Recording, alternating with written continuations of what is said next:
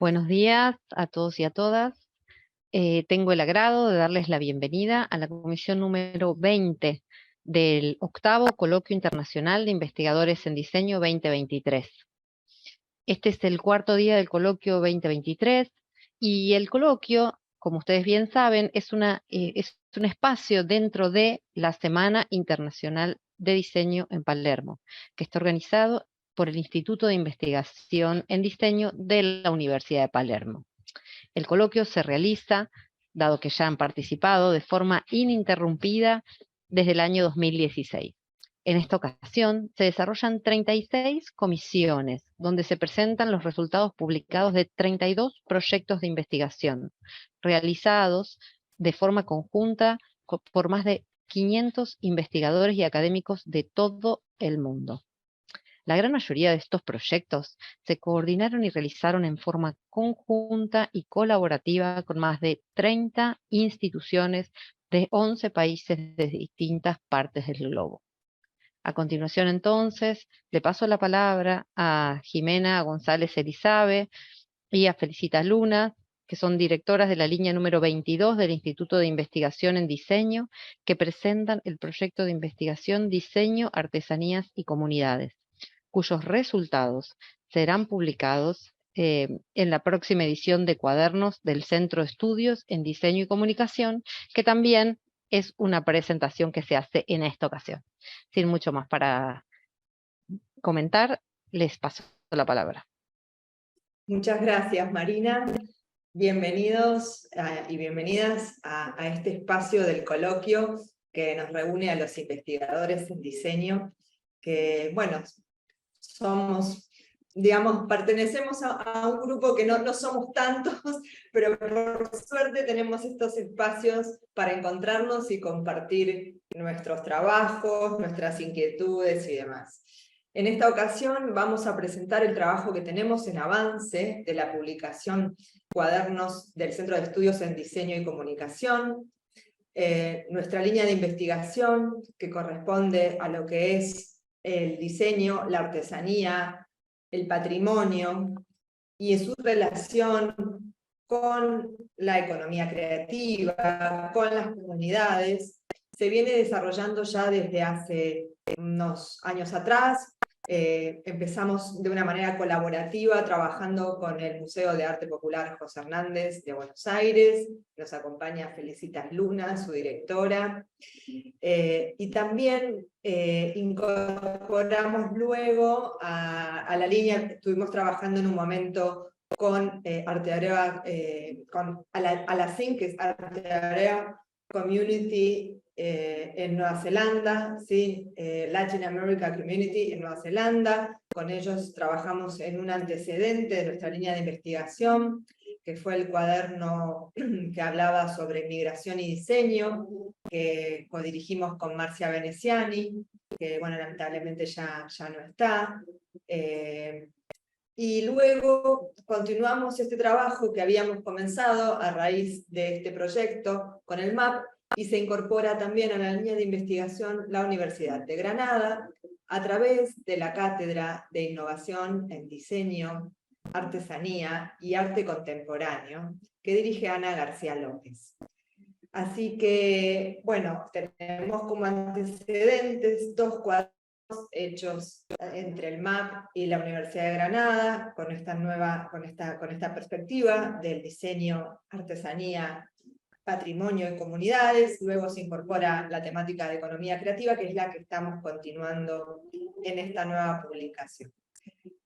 Para poner un poco en contexto a aquellas personas que no hayan visto los números anteriores y, bueno, un poco el marco teórico de lo que aborda esta línea de investigación y esta publicación saldrá a la vista en 2024. Lo que nos interesa investigar tiene relación con la economía creativa como uno de los sectores que más velozmente crecen a nivel global, que dan empleo a millones de personas, tanto en la economía formal como informal. Sabemos que en la artesanía podemos encontrarnos, sobre todo en Latinoamérica, con estas dos variables, ¿no? La economía creativa ofrece soluciones innovadoras a viejos problemas. también potencia la interacción de la manera más cercana entre productores y consumidores. Para esto el rol de las instituciones, como las universidades, los museos, los centros de investigación y desarrollo, son clave para poder generar vínculos entre desarrolladores y comunidades de productores, acercando también al público desde nuevas perspectivas al disfrute y al consumo de estos bienes culturales. Esto aporta valor a través de este poder transformador y la riqueza del patrimonio cultural, tanto material como inmaterial. También se suma, digamos, o potencia esta visión la artesanía tradicional, que preserva, valora y rescata los saberes ancestrales, además de ser también un medio para poder encontrar un camino personal y de forma de vida. Hoy en día esta filosofía de vida está siendo redescubierta en muchas partes, sobre todo post-pandemia. Ya veníamos de antes, pero post-pandemia esto se refuerza. El diseño basado en la economía circular, las neoartesanías, que se caracterizan por la fusión de materias primas, técnicas tradicionales, modernas y por el uso de materiales y tecnologías, como bien lo definió Mirta Białogorski, investigadora del MAP, en uno de sus artículos que sentaron base para estas publicaciones. Bueno, de esta forma, digamos, se incorporan al mercado y son redescubiertas, ¿sí? Podríamos decir de alguna manera, porque proponen nuevas concepciones sobre estas producciones culturales que implican también la relación entre diversos actores sociales. Esto da por resultado que van a conformarse comunidades y además se formulan el surgimiento también de nuevas identidades. Entre los ejes temáticos que manejamos dentro de la línea, y luego ya voy a ceder la palabra para no monopolizarla, porque la idea es que podamos entre todos construir y debatir, pero entre los temas o los ejes temáticos que nos interesa tratar, tenemos, como bien mencionamos, el tema de las neoartesanías y la economía circular, la educación y gestión del patrimonio cultural con foco en la artesanía y el diseño, las buenas prácticas en el diseño y la comercialización de productos artesanales, y los procesos colaborativos, la sostenibilidad, el impacto social positivo, así como también las estrategias de liderazgo creativo para el cambio en los sistemas productivos, cuestión que hoy en día nos preocupa y mucho en distintas partes del mundo. La generación de proyectos de inversión de impacto que integren emprendimientos de la economía creativa y de la economía circular. Nada más que para poder incorporar un poco lo que se está trabajando desde la Cátedra de Innovación en Artesanía, Diseño y Arte Contemporáneo, ya que Ana García López se excusa que hoy no va a poder estar participando junto a nosotros y que ella también es una de las que coordinan esta publicación. La cátedra interviene también en varios proyectos europeos que tienen, sobre todo hay uno muy grande que está en este momento en marcha, que es el proyecto Remaker, que trata de integrar a las distintas digamos, vertientes de la artesanía, tanto la artesanía tradicional como el arte contemporáneo y los makers, ¿no? Y tratar de buscar esta manera de colaboración desde distintos ejes que propone la cátedra para poder, a través de diferentes estrategias, tanto generar premios o actividades compartidas entre diseñadores y artesanos, encuentros, coloquios, investigación propiamente, porque es una cátedra de investigación.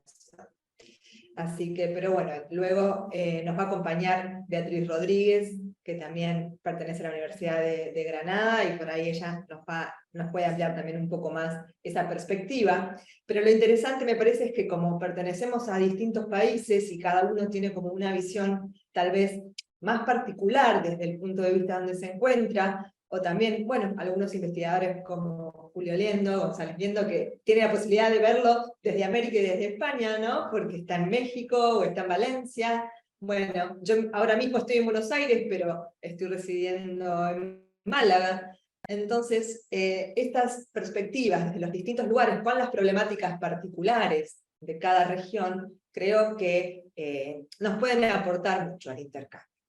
Así que, bueno, le voy a pasar la palabra a Felicitas Luna, que nos va a hacer una primera aproximación desde el punto de vista de la institución del museo, que es nuestra institución par y socia en este proyecto, y luego vamos a pasar a los autores. Finalmente vamos a hacer un cierre donde los participantes que estén a través del chat pueden compartir sus inquietudes, sus preguntas, sus consultas y armar una especie de resumen o de debate, si se quiere, de lo que vamos conversando. Feli. Bueno, Jimena, no sé si se escucha bien, vamos a ser breves, y porque creo que acá, Jimena, hiciste muy clara la explicación y dónde estamos parados y hacia dónde se encara hoy la artesanía y la investigación. Pero quería puntualizar un par de cosas a raíz de ¿qué es la investigación en museos? ¿Y por qué es un eje clave investigar en museos? Y se me ocurrieron un par de preguntas, pero no solo para, digo, estamos ante una mesa de lujo, y la verdad que voy a hacer unos comentarios que me parece que también pueden servir para los futuros profesionales, para los futuros investigadores y para los futuros técnicos que están escuchando esta charla. Y quería plantear dos ejes un poco acá. Uno, ¿qué significa investigar en un museo? ¿Y qué significa investigar en un museo y con las áreas de un museo, como pueden ser las áreas de biblioteca y las áreas de guarda de las colecciones? Y yo creo que acá uno de los, digamos, y quiero marcar así, digo, no para profundizar, sino para que pensemos varios aspectos. Primero, trabajar en áreas de investigación en museos, creo que es un servicio que todos tenemos que pensar que ofrecen todas las instituciones públicas y privadas, no solo en la Argentina, sino en todas las instituciones en Latinoamérica y en el mundo. Entonces, me parece que eso suma para pensar problemáticas y para pensar nuevos desafíos en torno, en este caso nuestro, en torno a la artesanía. Pero son servicios que se ofrecen los museos o centros de investigación, estamos a su disposición, estamos para generar contenidos. La investigación es una de las misiones más importantes del museo, y un poco como vos dijiste, Jimena, en nuestro caso, por ejemplo, Birta Belorfi viene hace muchos años trabajando en investigar, en pensar nuevas propuestas, y esto suma porque tener trayectoria y tener continuidad es muy importante, porque es una forma también de acercarnos a la colección patrimonial del museo. Y eso es lo que uno ve cuando se acerca a las áreas de guarda o, insisto, las colecciones en biblioteca. Entonces, es una de las misiones más importantes del museo, sin lugar a dudas, a la investigación. Sí, considerar y pensar que todas las instituciones tenemos áreas de investigación. Sí quiero que sepan también que la investigación y en las instituciones públicas son espacios que están a disposición, no solo espacios físicos, sino también los espacios virtuales que están gratuitos, están al servicio de la comunidad. Nosotros somos servidores públicos de las instituciones, desde la institución, y estamos justamente para brindarles a todos ustedes los contenidos que se necesiten, ¿no? Y ver las posibilidades que hay. Perdón que por ahí esté dando una parte técnica, pero me parece que esto es importante porque a veces los niveles de contenido de la información tienen distintas capas, y me parece que esto es importante. No necesariamente un investigador, no sé, estoy pensando en Julio o en Roberto, necesitan consultar una pieza. Pueden acceder al registro fotográfico, acceder al registro a través de las nomencladores técnicos, y bueno, y en caso que se necesitara consultar, digo, con ciertas cuidados y condiciones de cuidado de la persona y hacia el objeto, se puede consultar la pieza que uno querría. Pero me parece que la información para el investigador está en todas las vertientes posibles, tanto la tangible como la intangible, tanto el papel como el texto en sí, sin tener que tocarlo. Y eso me parece que también es clave para no sentirse inhibido frente a una institución. ¿Qué otra cosa nos genera hacer investigación en un museo? Desarrollar contenidos propios para las exposiciones, eso es clave. Trabajar, yo siempre digo, y por ahí no a todos les interesa, pero trabajar en áreas de guarda y en áreas de biblioteca es un festival de alegría, porque uno va empezando pensando temas, está en contacto con el patrimonio directo, ve equipos que pueden trabajar y coordinar en líneas de trabajo, y me parece que eso a mí personalmente son las áreas que en general, puertas afuera, en un museo que tenemos una diaria de exhibiciones, de actividades públicas, de actividades con los niños, de visitas guiadas, a veces pareciera que se descuida, y no es así. Yo creo que uno lo trabaja con la misma intensidad y con la misma pasión, porque justamente es el corazón de una institución, sobre todo para pensar y jugar un poco con el patrimonio, para experimentar, en el caso desde las instituciones hacia el patrimonio, ¿no es cierto? Nosotros desde el museo.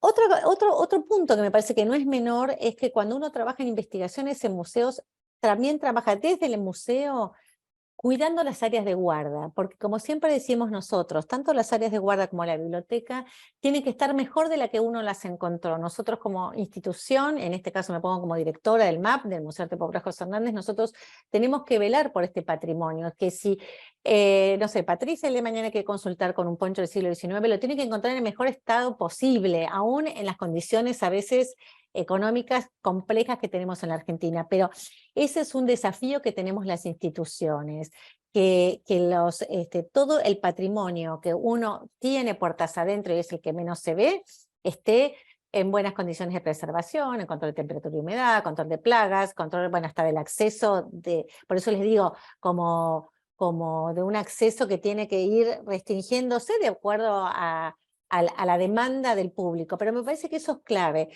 La investigación no se realiza si vos no tenés un patrimonio en un buen estado de conservación y en un buen estado de información de las piezas. Y creo que acá, y yo insisto en esto, para nosotros es clave cuando aparecen investigadores que están trabajando, no sé, por ejemplo, colección de imaginería, y que vienen técnicos, decir, bueno, este es el material que tenemos, por favor corroboren las piezas, corroboren los mezcladores, corrijamos la data, porque también es lo que pasa, que la información muchas veces está o desactualizada, o es errónea, o cuando se cargó los datos en las fichas se cargaron mal. Entonces me parece que ¿qué es lo que implica investigar en un museo y cuál es uno de los ejes estratégicos? Es también aportar mayor data, mayor credibilidad o mayor información a piezas que a ustedes el día de mañana, a ustedes o a los investigadores o a los estudiantes les sirve para futuras investigaciones.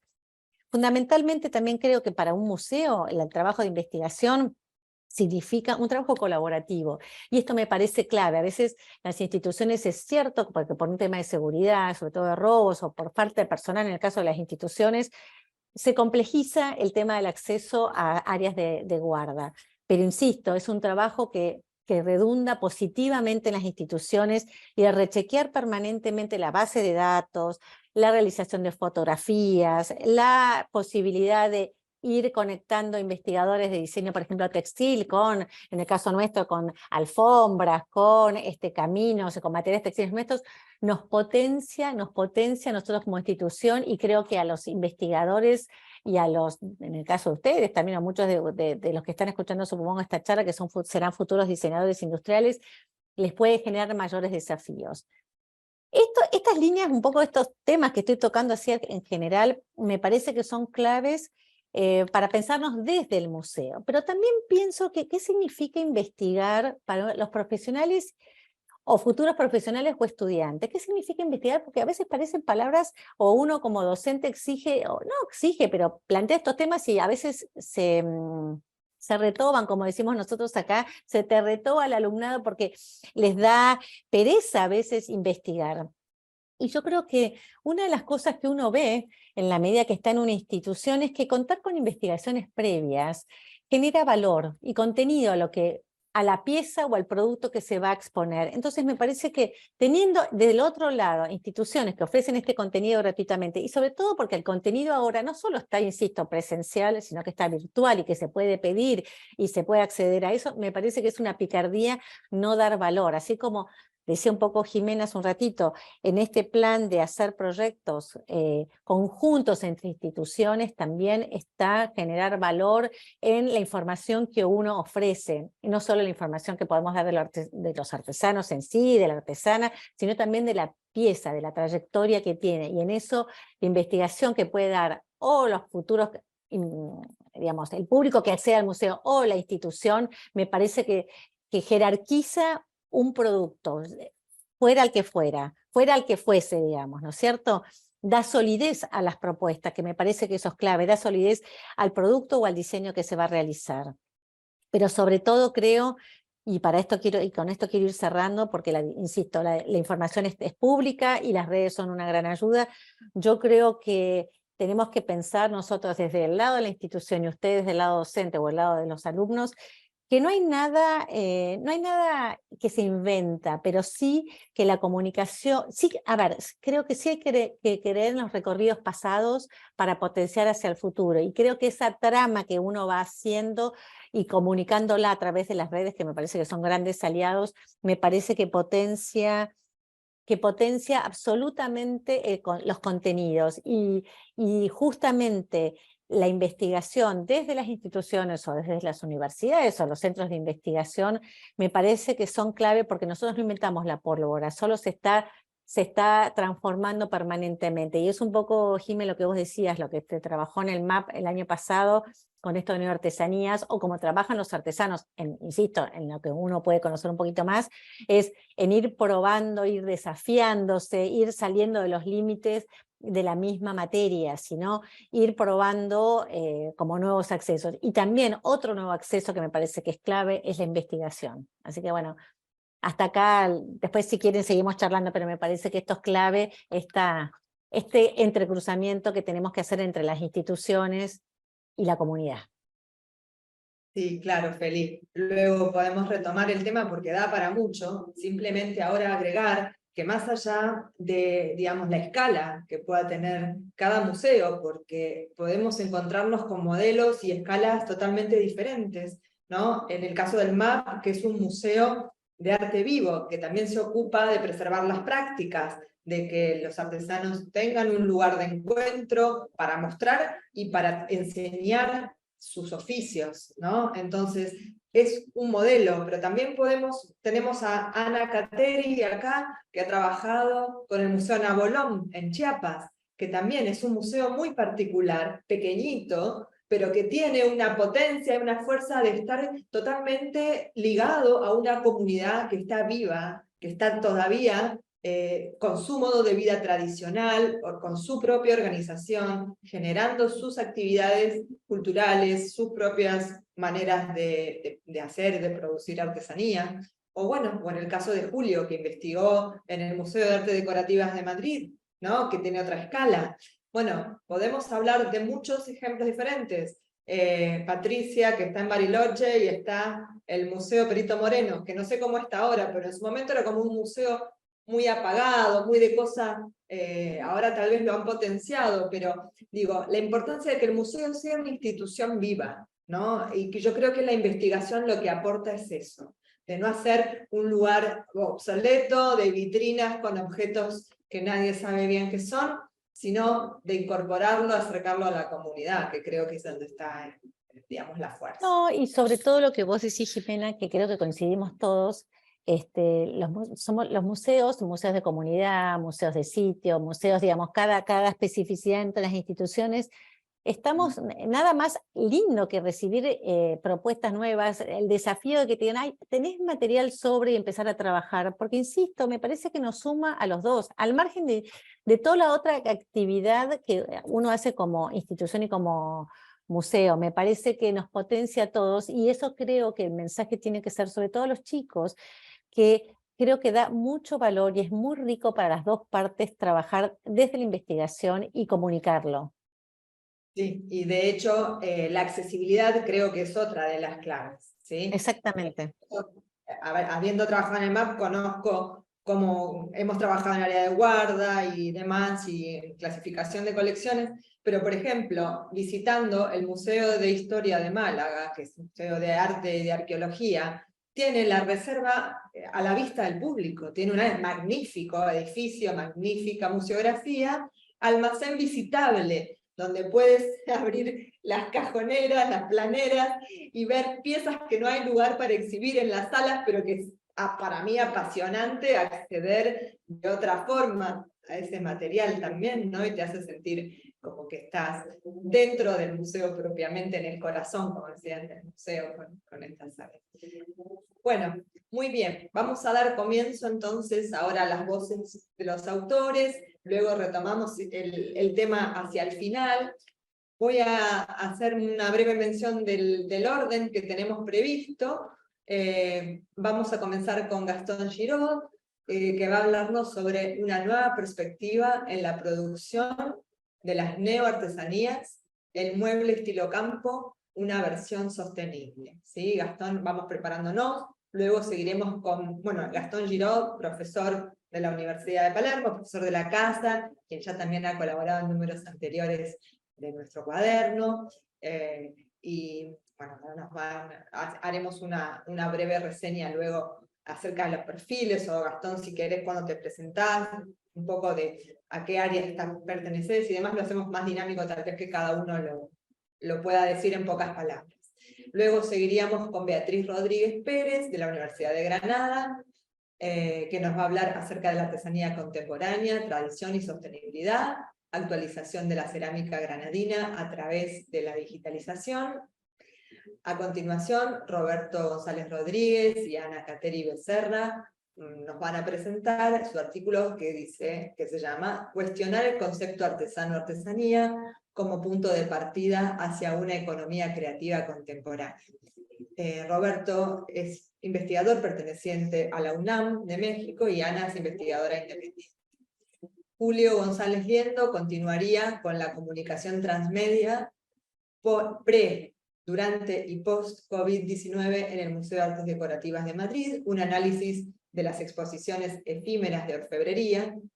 Luego, Ana Gabriela Maliate y Yadira de Armas Rodríguez no nos van a poder acompañar porque están en Cuba y me avisaron que estaban con problemas de conexión. En La Habana no les es posible sostener la comunicación por Zoom, así que no vamos a poder escucharlas en su artículo que se llama Artesanía y Arte Contemporáneo, una mirada a los procesos artesanales y colaborativos dentro de la obra de mujeres artistas. Y para terminar, va a estar en el cierre Patricia Dreidemi, que es investigadora del CONICET y de la Universidad Nacional de San Juan, en Argentina, y Patricia tiene la mirada antropológica y ella nos va a hablar acerca de la artesanía indígena como perspectiva nativa, modos de expresión propios y diversidad ontológica. Ese es el título del artículo de Patricia. Así que, bueno, comenzamos con Gastón.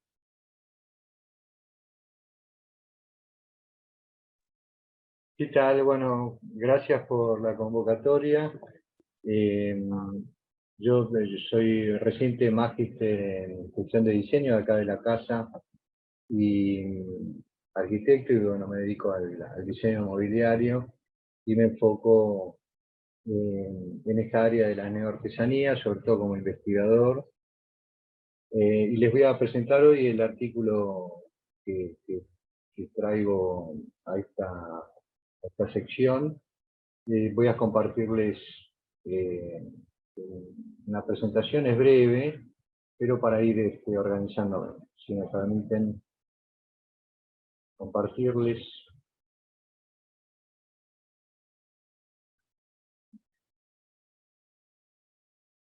Octavio, ¿está habilitado Gastón para compartir pantalla? Ahí está. Ahí está, perfecto. A ver si lo puedo ampliar. Vale. Bueno, muy bien, el título, digamos, de este artículo, les voy a presentar brevemente de qué se trata. Una perspectiva en la producción de neoartesanías, el mueble estilo campo como una visión sostenible, entendiendo como la neoartesanía como una forma innovadora de producción artesanal que puede contribuir a mejorar la calidad de vida y competitividad de los productos y fomentar la economía circular, como mencionaban recién, y proporcionar empleo e ingresos a comunidades locales. El objetivo de este artículo es evidenciar la complejidad en la práctica de diseño dentro de la contemporaneidad, del dinamismo actual y sus flujos culturales que influencian y condicionan a las neoartesanías, como parte de procesos y transiciones sociales dinámicas, como mencioné recién. A partir del análisis de un producto neoartesanal, como caso de estudio, en este caso es una mesa criolla. No me voy a detener mucho en el aspecto del producto, después lo detallo más en el artículo, pero a partir del análisis de este producto neoartesanal, se van a plantear aspectos de la práctica de consumo y de su sistema de producción. Dentro, bueno, del contexto de la sociedad postindustrial, ¿no? Se propone abordar a los actores que intervienen en esta red de relaciones. Ahí vemos algunos de los ejes temáticos, de relaciones complejas para detectar posibles factores de insostenibilidad, tanto desde lo medio ambiente como desde aspectos socioculturales, y proponer soluciones de diseño, o desde el diseño, la gestión y la planificación de los problemas complejos que se detectan.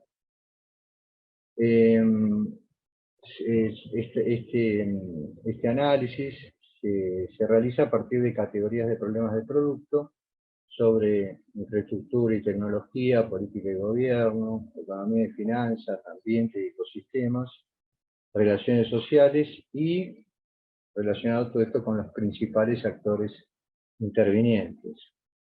Los temas se trabajan con distintos conceptos, por ejemplo, los trabajados por Buchanan, problemas perversos en el pensamiento de diseño, y también se aplican conceptos del diseño para la transición, que es un campo emergente dentro del conocimiento de teoría que crean los académicos de la Universidad de Carnegie Mellon. Esta teoría de las transiciones sociales y técnicas analiza técnicas de una problemática con el fin de detectar, a partir del estudio del contexto y sus puntos de intervención en el sistema de problemas, de modo de poder planificar la gestión más conveniente hacia la solución a partir de la gestión de visiones anticipatorias de futuro sostenible. Ahí les voy presentando los títulos, digamos, del artículo, los repaso brevemente.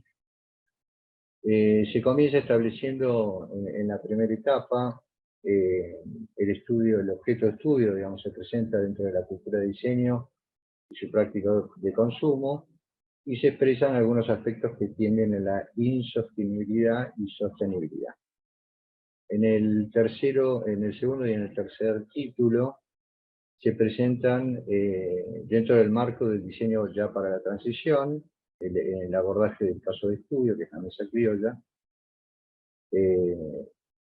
y la metodología planteada por Irwin, que propone tres fases, digamos. La primera desarrolla este replanteo del presente y del futuro, haciendo un mapeo de los problemas y los intereses y relaciones de donde surgen estos actores involucrados, para detectar estos posibles factores de insostenibilidad, tanto medioambiental como sociocultural. Y en el último, se aborda una fase que se denomina diseño de intervenciones, donde se sitúan tanto estos problemas perversos, como denomina Irwin, y la visión dentro de un gran contexto espaciotemporal de múltiples niveles. A partir de este mapeo se proponen posibles abordajes desde el diseño, la gestión y la planificación de los problemas que se detectan, y se presentan también acciones posibles desde áreas como política de gobierno, economía y finanzas, como mencioné recién, y factores que afectan al medio ambiente y los ecosistemas, desde la perspectiva del diseñador como mediador y agente de cambio. Bueno, dentro, digamos, del desarrollo del artículo, se puede entender la problemática de diseño actual como una nueva forma de ver los problemas de diseño en ámbitos sociales dinámicos, complejos y en transición. Este contexto de indeterminación surge a partir de sus antecedentes, de sus antecedentes históricos, un mueble neoartesanal en la contemporaneidad que fue configurando un consumo vinculado a objetos con rasgos, referencias y representaciones asociadas a la rural, que se denomina o lo denominamos estilo campo. También abordamos la nueva artesanía como un área de exploración posible a partir del mueble de campo rural o criollo, que presenta situaciones en un sistema que evidencian problemas complejos a analizar, problemas que requieren de enfoques nuevos de diseño, que se alejan del modelo lineal de pensamiento, donde el diseñador o la diseñadora se sitúa en condiciones indefinidas, identificando y calculando sus posibles soluciones. En tanto no hay condiciones definidas, no existe una solución o arreglo rápido del problema, sino que hay abordajes que integran objetos, acciones, personas, ambientes, signos, que señalan valores y necesidades concretas de las personas involucradas en estos sistemas y sus relaciones en diversas circunstancias.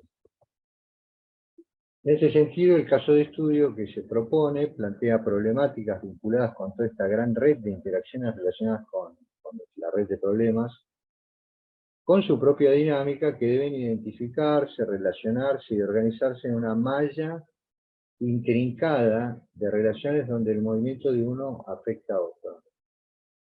Esto plantea visiones a largo plazo para estos problemas perversos, como lo denomina Irving, que se fundamentan en estilos de vida para las generaciones presentes y futuras con mayor sostenibilidad.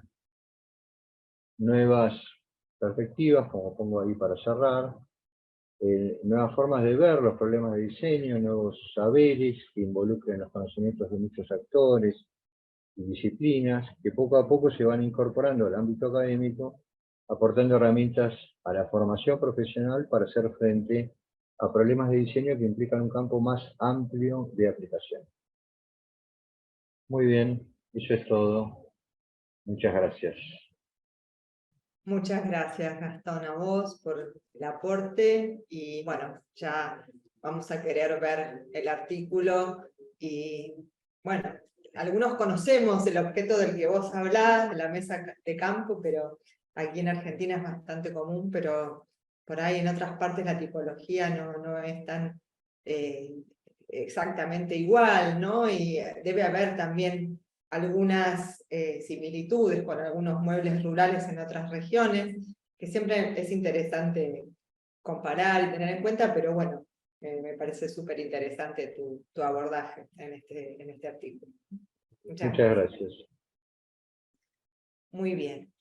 Vamos entonces a presentar ahora a Beatriz Rodríguez. Hola, buenas tardes. Buenas tardes.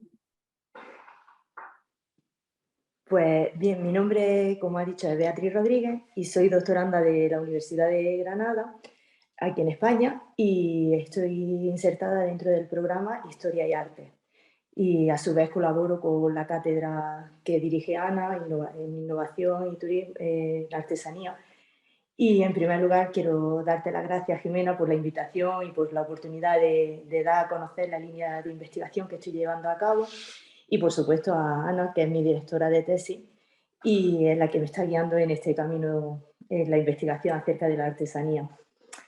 Y bien, pues el trabajo de investigación que estoy llevando a cabo lleva una línea que estudia la transferencia cultural a través del comercio y concretamente en el caso de la artesanía granadina de la cerámica, con el objeto de transmitir el legado patrimonial y cultural como forma de identidad colectiva.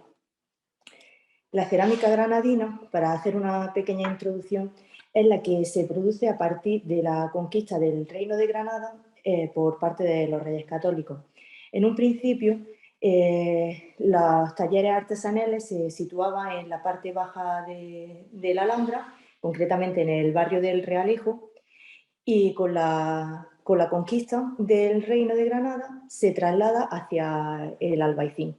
Estos talleres siguieron regentados durante mucho tiempo por los musulmanes que residían en Granada, pero con los Reyes Católicos se produjo la conversión al cristianismo y los judíos que se quedaron en Granada lo que hicieron fue convertirse bien al cristianismo, o bien fueron los mismos cristianos quienes se hicieron cargo de los talleres artesanales. Este cambio de paradigma que surgió en esta época no afectó para nada los saberes tradicionales, sino que bebieron de ellos y de hecho siguen hasta nuestros días. Y se caracteriza principalmente porque las técnicas se trajeron desde el mundo islámico, el al-Ándalus, hacia nuestros días. Y se caracteriza esta cerámica concretamente por su decoración con motivos vegetales y zoomorfos y por los colores, principalmente los verdes y los azules. Es muy característica, muy típica de Granada y es muy reconocible. No tiene nada que ver con la cerámica de los cristianos que podemos encontrar en las zonas de Castilla o en las zonas de Valencia. No tiene nada que ver. Es una cerámica que nos recuerda principalmente al mundo islámico. Bien, esta cerámica, pues, como ya he dicho, llega prácticamente intacta hasta nuestros días gracias a los saberes artesanales de los talleres que se han ido transmitiendo de generación en generación. Sin embargo, hoy día pues, nos encontramos o se encuentran estos talleres con la problemática de que es una época de cambio, de adaptación, principalmente porque venimos de una crisis derivada de la COVID y nos encontramos ahora mismo en otra crisis económica aquí en España y en muchas partes de Europa derivada de la guerra de Ucrania. Y esto también ha hecho que haya otra crisis acerca de los valores de la artesanía granadina. Por lo que las empresas están teniendo un cambio de paradigma en cuanto a la comercialización de sus productos, transformándose e impulsándose y lleva a cabo al cambio de la digitalización. Por lo que las empresas granadinas han optado por crear tiendas online. Y esto surge como la necesidad de revitalizar y poner en manifiesto la originalidad y la identidad del patrimonio cultural de Granada. Los artesanos son conscientes de que la cerámica granadina se ha caracterizado sobre todo por una calidad material extraordinaria y por una calidad estética, como ya he dicho antes, que no hay otra igual. Y es por ello que esa singularidad que tiene la cerámica granadina la tienen que utilizar como estrategia para un sector tan competitivo como es el ámbito online. Y, por tanto, siendo el principal objetivo de la digitalización con fines comerciales el expandirse hacia otros mercados y hacia nuevos ámbitos geográficos, más allá del comercio local, por lo que pasaría de un comercio meramente local, en el que estaríamos insertos ahora mismo, a un comercio global, que estaríamos hablando de términos de globalización de los productos de la cerámica granadina. Por tanto, es otra de las estrategias para la sostenibilidad de la artesanía granadina sería ir hacia otros nichos de mercado. En ellos nos encontraríamos el turismo y el sector lujo. El turismo, como bien sabemos, Granada es una ciudad turística. El turismo en Granada es prácticamente el motor de la economía. Y bien es cierto de que en Granada se encuentra muy bien situada la parte de souvenir, pero en ello hay una contradicción, porque claro, la tienda de souvenir ofrece productos low cost, barato, pero no está hecho a mano. Sin embargo, el artesano tiene el hándicap del valor añadido del hecho a mano, en una producción limitada, algo característico, único, y en ello tiene que saber el artesano explotar y validar ante el sector turismo. Por lo que aún todavía está un poco ahí empezando el cómo atraer al sector turístico y que ese sector, cuando visite Granada, se lleve un souvenir, pero que sea artesanal, hecho a mano y con un gran valor cultural. Y de esta forma hacer una transferencia patrimonial y cultural hacia otros países y hacia otros, ampliando los horizontes. El sector lujo, pues lo mismo. Ahora mismo es cierto de que en el sector lujo ha puesto los ojos en Granada, concretamente en la cerámica granadina. Bien porque todo ello empezó un poco con Amancio Ortega, con el grupo Inditex, que se fijó en la cerámica y sacó una colección limitada de estos productos en Zara Home. Ello llevó a que otros sectores del sector lujo se fijaran en esa cerámica muy particular, muy concreta, con uso doméstico, y empezaran a lanzar colecciones de la cerámica. Por lo tanto, que se pasó de una cerámica de mero uso doméstico con un valor añadido a lo estético, a lo ornamental y al querer tener en casa estos enseres. Pero todo ello sigue bajo las premisas, porque si bien sabemos que los artesanos han estado muy ligados a la economía naranja, que es la economía cultural.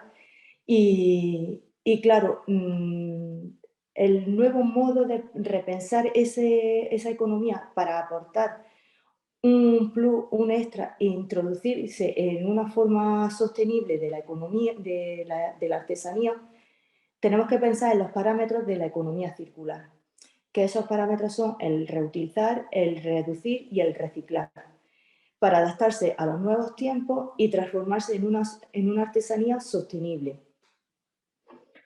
Y no es más que iniciar proyectos en conjunto que, como ya se ha hablado antes, Ana lleva a cabo en la cátedra el Rainmaker, que lo que dice son estas premisas, que vamos a ver qué podemos hacer con los artesanos para que la transformación hacia esa artesanía sea más útil. Entonces, lo que expongo en mi línea de investigación es crear unos lazos de unión con otros sectores o con otra interdisciplinaridad, con otros sectores como la economía, como los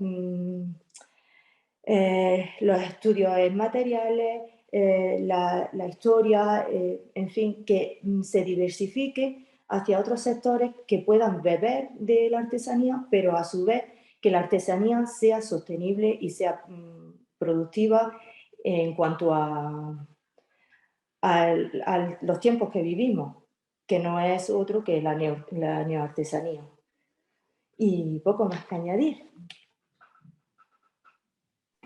Excelente, Beatriz, me encanta, porque además el recorrido que has hecho, histórico, y luego cómo termina en un producto de diseño de consumo actual, con la vigencia que tiene este tema, y sobre todo porque hace muy poco que Zara Home lanzó la colección, hace unos meses, ¿no? Y ya que haya otras empresas también interesadas en tomar esto como un punto de partida, pero claro, me parece que es súper interesante, pero es importante también que los artesanos estén preparados para responder a la demanda, ¿no? Y ahí es donde tal vez entran todas estas cuestiones de la innovación y demás.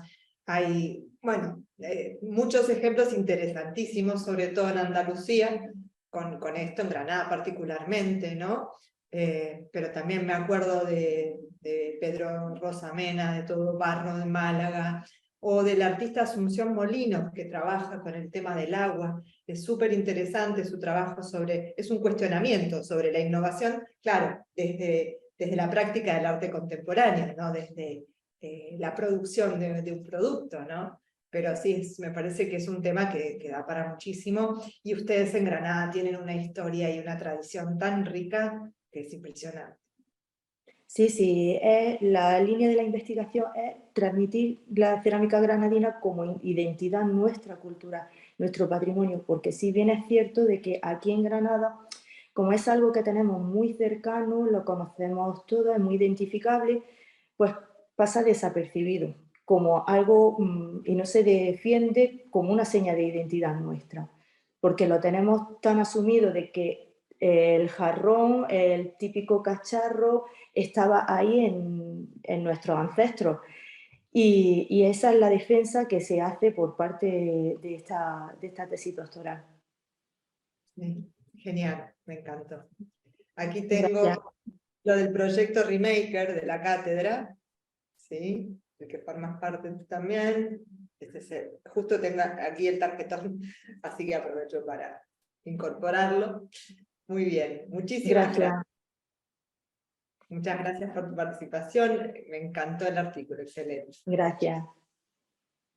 Muy bien, vamos a dar paso ahora entonces a los siguientes autores, que son Roberto González Rodríguez y Ana Teri, ¿sí? ¿Están preparados? Listo, pues vamos a compartir nuestra presentación. Y bueno, listo. Primero, agradecer muchísimo la invitación a colaborar en este número.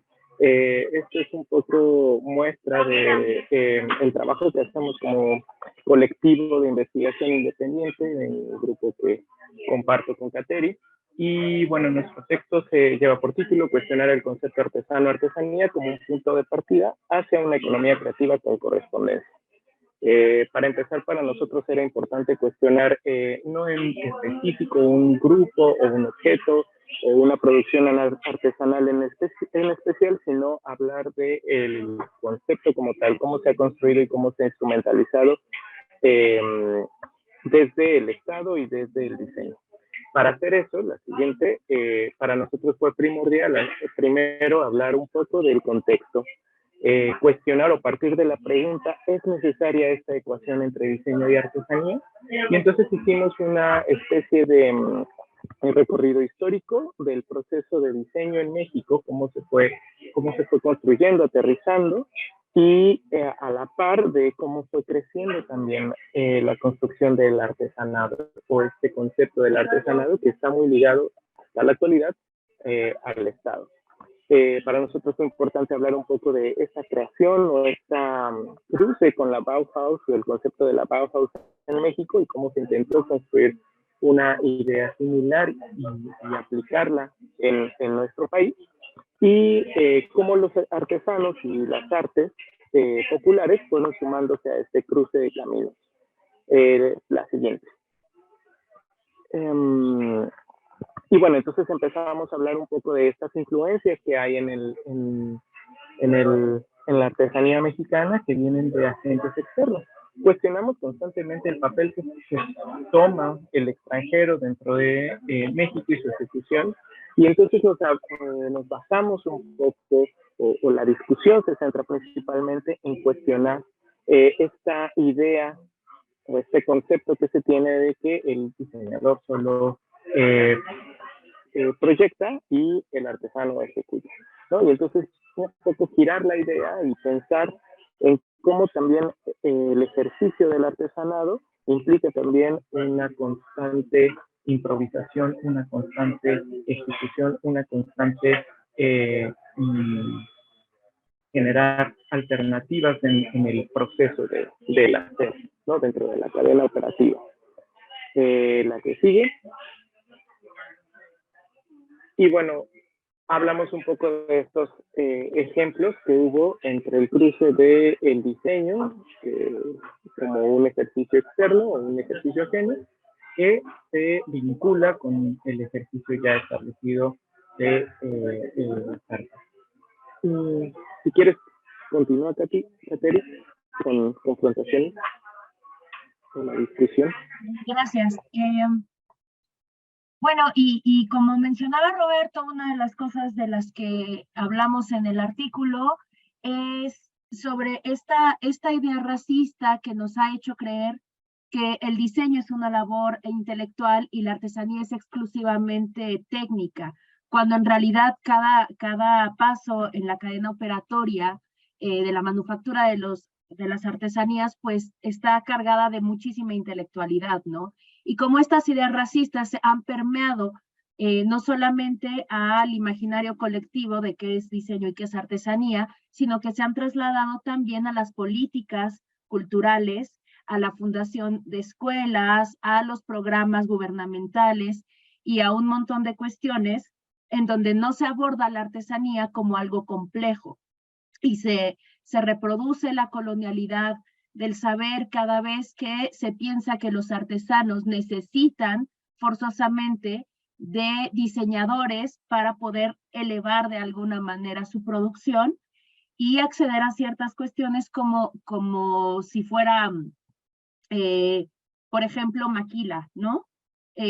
No se toman en cuenta las lógicas de producción de las artesanías y se espera, como lo que decían en la ponencia anterior con Inditex, con Sarah Home, se espera que se pueda tener una producción a gran escala en un tiempo muy corto, ese tipo de cuestiones.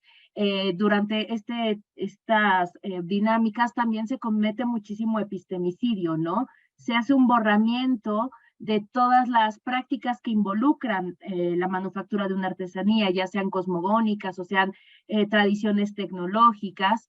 Entonces, en el texto nosotros abordamos un poco algunos ejemplos y también damos algunas pistas que podrían tal vez servir para poder tener una práctica con correspondencia, es decir, no pensar, por ejemplo, en conservar un textil que tiene, no sé, que está teñido con algún molusco en específico, si no se piensa en conservar también el molusco y el entorno del molusco y todo lo que significa para la comunidad estar ordeñando ese molusco, ¿no? Entonces hay que pensarlo de una manera compleja. Y bueno, para no comerme el tiempo de los demás, vamos a cerrar ahí. Bueno, sí, agregaríamos también rapidísimo, como en concreto, es que además de hacer una breve crítica o hacer todo este cuestionamiento, no nos quedamos como en ello y al final retomamos el concepto de correspondencia desde Tim Ingold y una vez como tropicalizándolo, aportamos una propuesta de cómo es posible o cómo podríamos encontrar este cruce entre el diseño y la artesanía como una posibilidad de establecer herramientas horizontales y en correspondencia para poder trabajar en conjunto o desde con el otro y los otros. Gracias. Muchas gracias, interesantísimo, Roberto y Ana. El punto de vista que lógicamente, como decíamos al inicio, puede ser abordado en cada lugar de distinta manera, ¿no? Porque si bien es cierto lo que ustedes remarcan en el caso de muchos países de Hispanoamérica, donde el artesano es tomado como mano de obra simplemente, ¿no? Y no integrado al proceso de producción ni de la toma de decisiones en el diseño o en la parte creativa.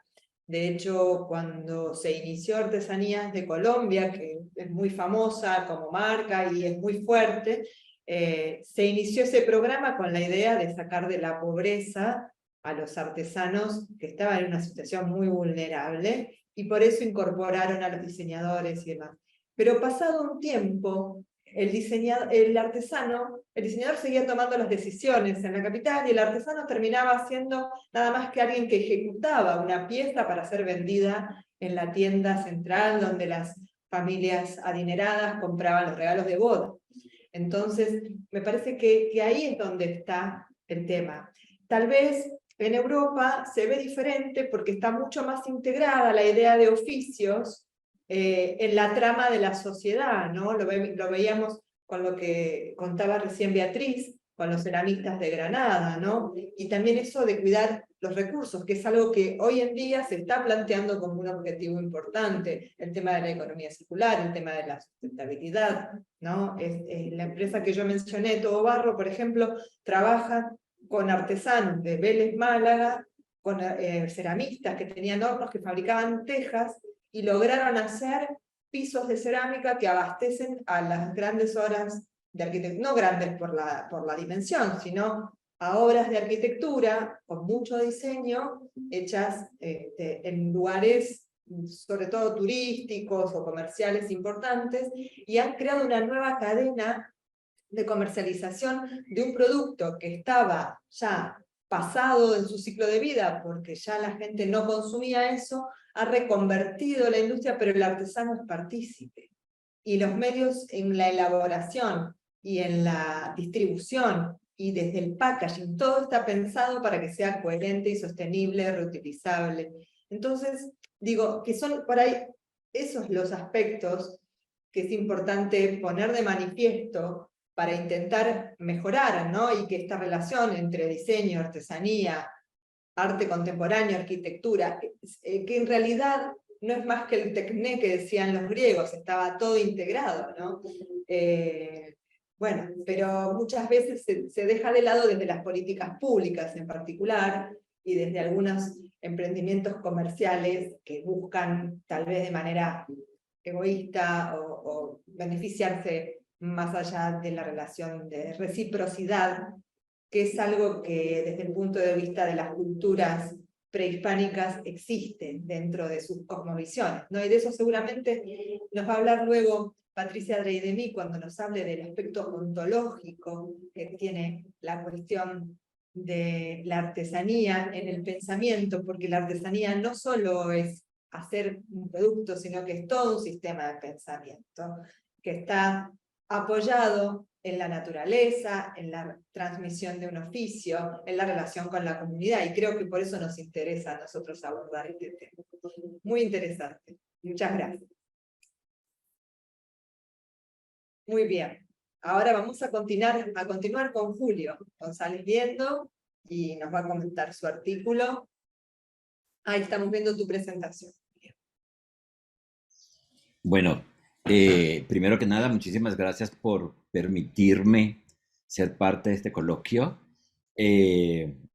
Una de las cosas que me ha gustado estar casi al final de las presentaciones es poder haber escuchado a todos y ratificar que estoy investigando exactamente lo que hace falta, ¿no? Felicitas hablaba de investigar en los museos. Y yo entré a los museos un poco tarde porque después de 25 años haciendo comunicaciones, entro a ver qué es lo que está fallando, digámoslo así, de la comunicación dentro de los museos. Bueno, yo soy Julio González Viendo. Actualmente estoy haciendo el doctorado en Industrias Culturales y de la Comunicación en la Universidad Politécnica de Valencia y estoy desarrollando un sistema de gestión para que los museos logren ser sostenibles, ¿no? Con todos sus aspectos, en lo social, en lo de gobernanza y en lo económico y etcétera, ¿ok? Pero esta investigación es como acercarnos, y va a ser más breve, acercarnos a por qué o cómo los museos están comunicando sus procesos. Una de las cosas que veo en todas las presentaciones desde el principio es que hay muchos profesionales dentro de las instituciones museísticas que investigan y crean unas narrativas preciosas que se convierten en exposiciones y que luego, por un manejo inadecuado de las comunicaciones, se rompe y no tiene una conexión directa con los públicos. Y aquí queríamos comprender cómo se hacían las comunicaciones en el Museo Nacional de Arte Decorativa antes de la pandemia, durante la pandemia y luego de la pospandemia. ¿Y por qué nos enfocamos en esos tres momentos? Porque con la pandemia todo el mundo dice, los museos tuvieron que subirse en la ola de las redes sociales. En un proceso que iba como bastante lento, decidieron o tuvieron la obligación de entrar a las redes sociales a todas las posibles para intentar mantener en contacto con sus audiencias, porque las restricciones, las cuarentenas, la imposibilidad de movernos de casa pedía que buscáramos caminos para mantener informada a la gente. La gente buscaba, necesitaba entretenimiento, cultura, porque eran semanas tras semanas encerrados en casa y no tener acceso a esto iba a generar mucha más crisis de la que se generó. Durante los últimos 8 años, el Museo de Arte Decorativa ha venido desarrollando con la Asociación de Orfebres y Joyeros de Joyería Contemporánea de España una una muestra de joyería y orfebrería que se presenta todos los marzos de cada año. Desde hace 2 años se incorporó esta muestra a lo que se llama el Madrid Design Festival, con lo que se pretendía aumentar la presencia comunicacional de la muestra, porque siendo una muestra tan chiquitica, siempre quedaba como relegada dentro de todas las actividades que, como ustedes saben, se realizan en la ciudad de Madrid todo el tiempo. ¿Qué hicimos? Nos fuimos a ver cómo el museo se comunicaba con sus audiencias en el 2019, en el 2020 y en el 2022 a través de 2 perfiles, de sus perfiles de Twitter e Instagram, y mapeamos 3 perfiles. La de la Asociación de Orfebres, el del museo y el del Madrid Design Festival. ¿Qué queríamos ver? ¿Qué cosas compartían? ¿Qué tipo de información estaban suministrando al público? El público tenía engagement con eso, interactuaba con la información, se le suministraba más información a los usuarios o visitantes digitales de la exposición. ¿Qué contenido, si era visual, audiovisual, fotografías, qué estamos compartiendo? Y a través de esa, digamos, metodología sencilla, empezamos a ver cómo fue o cómo ha sido la evolución de la comunicación. Y desafortunadamente, en este caso en particular, no ha habido evolución. ¿Ok? Durante lo que fue prepandemia y durante pandemia, había casi silencio absoluto sobre la muestra. Es decir, se diseña una muestra expositiva con unas piezas maravillosas, pero la narrativa moría allí porque nadie se enteraba de que la muestra de orfebrería estaba en el museo. La poca gente que se enteraba era porque iba por otra exposición al museo y entraba a la sala de orfebrería. Entonces no había ningún tipo de información adicional, ni siquiera físicamente dentro del museo. Luego en el 2022, con la entrada de la exposición al Madrid Design Festival, que se suponía que es un festival bastante amplio, con una cobertura importante en los medios de comunicación, se suponía que la dimensión comunicacional para la muestra iba a ser importante. Al mapear estos 3 perfiles nos dimos cuenta que, si bien tanto el museo como la asociación hicieron algunos puntuales posts, para que tengan una idea, durante toda la exposición el museo hizo 5 posts de toda la muestra. Y en el caso de la asociación hizo 2 posts. ¿Ok? En el caso del Madrid Design Festival, como incluye tantas actividades, ellos tienen más o menos 180 actividades en toda la ciudad, obviamente ellos postearon unos 20 posts acerca de la muestra, pero se diluía porque el contenido era demasiado lo que había en el perfil del festival.